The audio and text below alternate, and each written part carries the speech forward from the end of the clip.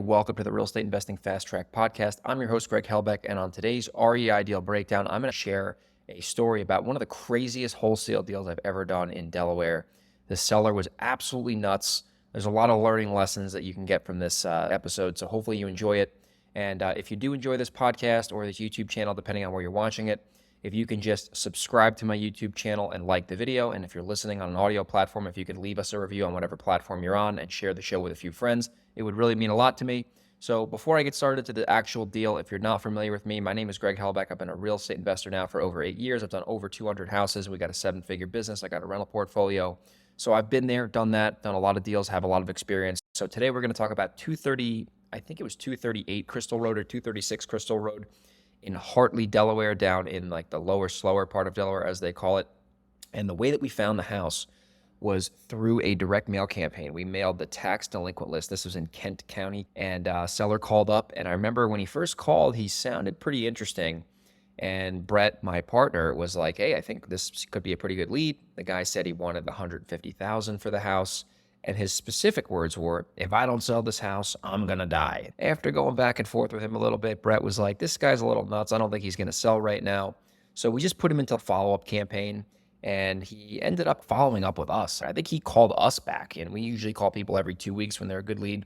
He called us back, and he was like, "I need to sell this house right now." His name was Billy. We call him High Noon Billy. Brett ended up going on an appointment. He met with the seller, and he walked the property. The property was actually in fairly good condition. So it was interesting on why this guy was selling. He had no mortgage on the house. He literally was selling his house at a discount to go buy a motorcycle. So we ended up going into contract with Billy, and he wanted to close, I think, within a month or two upon the contract signing because he had to find a place to move.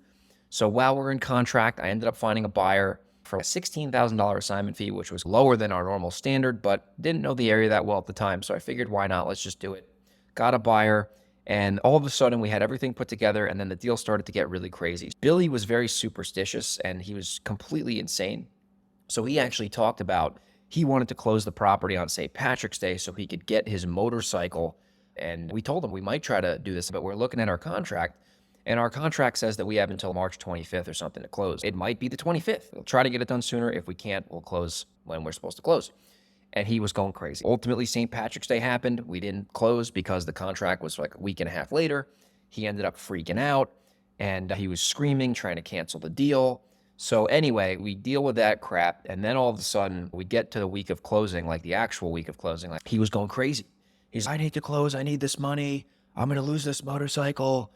And we were like, "Listen, Billy, you're taking your personal drama and you're bringing it onto us, and we're just going to buy this house, and that's that." So ended up going down on the closing date. Something happened with the buyer, and like we were supposed to close at 12 o'clock, but it ended up getting pushed back to 3 o'clock. And Billy went into the title company and he was freaking out. He actually got kicked out of the title company. The seller got thrown out of the office because he was so crazy. And the deal ended up, I think it didn't even fund that day because the lender had an issue with a document that wasn't there in time. The paperwork got screwed up, which was our fault. We're trying to take accountability for it. We said, "Listen, Billy, you're not going to get the money until Monday, unfortunately," because it was a Friday when it was supposed to close, and then there was the weekend, so no business goes on over the weekend. So he freaked out. He said the deal was over. He wasn't going to sell the house. We ended up closing on Monday. He got the money, and then he never left the house. So now we had to leave some of his proceeds in the title account because he needed to leave. I ended up leaving some of my assignment fee in there, and then we left some of Billy's money in there. Then he ended up moving out of the property. He ends up getting the money, buys this motorcycle. This is after we closed, so this deal's basically done at this point.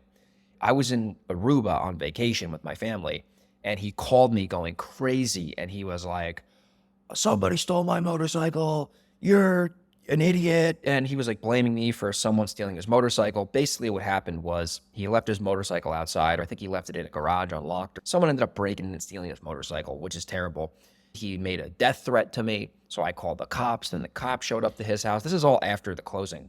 And anyway, long story short, he ended up leaving. The buyer ended up buying the property. We ended up making a $16,000 assignment fee for all that drama. But the worst part of the story is that the buyer ended up selling the property to the next door neighbor for $100,000 gross profit, and probably after all the closing costs and everything, probably made $85,000. So here's the big lesson. There's only one lesson here besides all the crazy stuff with the seller. Sometimes when you have a really good deal, you should just close on the house. And in this case, if I were to just buy this house and sell it to the neighbor, I would have made probably $85,000 versus my measly $16,000. And listen, you can't go broke making a profit. But with all this drama on this deal, I should have just bought the house, got Billy out, and sold it to the neighbor. And I would have made 7 times more on the same deal than I did wholesaling it. So that's the lesson. When you have a good deal, especially with a crazy seller, you might as well just buy it and don't freaking mess around with trying to wholesale it. So anyway, this was a crazy story. Hopefully you got some value from this. And by the way, if you're in Delaware, Reno, the Hudson Valley, or San Diego, and you have a property, you either want to wholesale to me, I am a buyer, or you want to wholesale together, send me an email, greg@velocityhousebuyers.com, and I'll see you on the next REI Deal Breakdown. Take care.